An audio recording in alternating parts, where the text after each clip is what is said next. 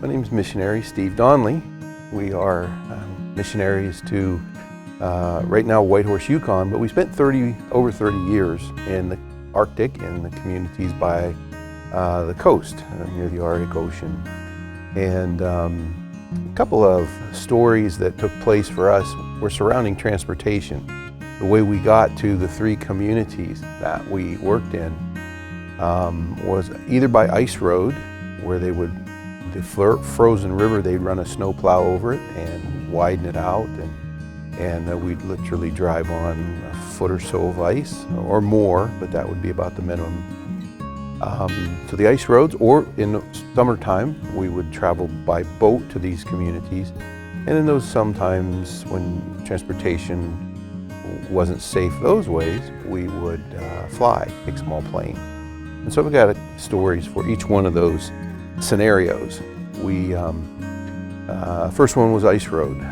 That's when we would jump in the vehicle, and about 40 minutes or so to the community of Aklavik, and probably an hour, 50 minutes or so to get to the community of Tuktoyaktuk.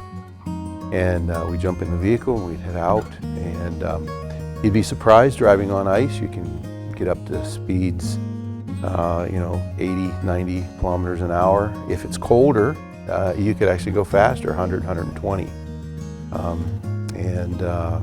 And literally there was good grip. You could make a trip at those speeds. One of the things, the keys, is to respond instantly upon any sliding, any reaction. You gotta be right up on all the reactions. And my son-in-law, he wasn't my son-in-law at the time, he was just courting my daughter, but we were driving on the ice road. He was driving the vehicle, and the back end of the vehicle started to slide a little bit, and his reactions weren't exactly as fast as they should have been, and we ended up spinning around backwards, and we hit the snowbank, which is not a poofy snowbank, it's a frozen hard bank, and the vehicle rolled over, and then it landed on the tailgate and flopped one more time onto the driver's side. And we were in our seatbelts, and everything was fine. We checked on each other, and of course it's pretty cold, so the first thing you got to do is get out of the vehicle, get your jackets, all your winter gear. You always traveled with safety gear, and you would then be prepared for however long until somebody came by. Well, so we were standing there on the ice road, and I'm thinking, well, do we go over and build a fire? Do we stay here? What do we do? And somebody came around the corner, and a vehicle from one of the energy companies was traveling the highway, and they picked us up, and we were fine. So thank the Lord for that. Another instance that when we were flying, we flew in small planes. It's like 7-passenger Cessnas.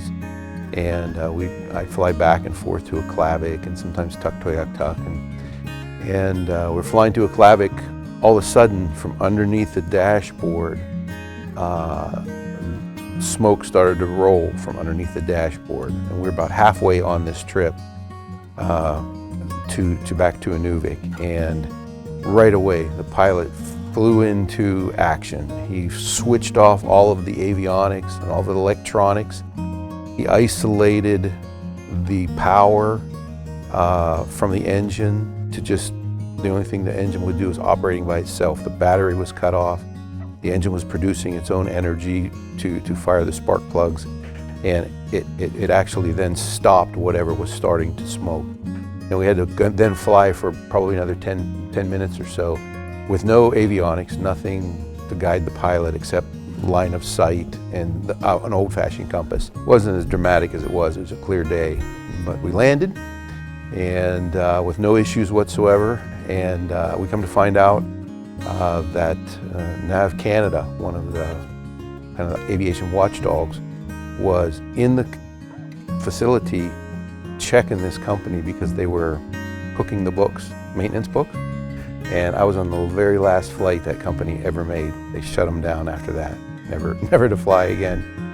And then the boat trip that would be worthy of a bit of an adventure. Our family took off. We're going from Aklavik to Inuvik, and we got halfway through the trip, and it would have been a 2 hours, 20-minute trip.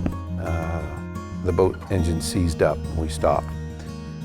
This was in the springtime, and there were paths or shortcuts that the locals could make, that lighter boats could make, that cut off quite a few minutes from the trip. Our boat was heavier, and I wasn't quite sure about those, so I went the regular path.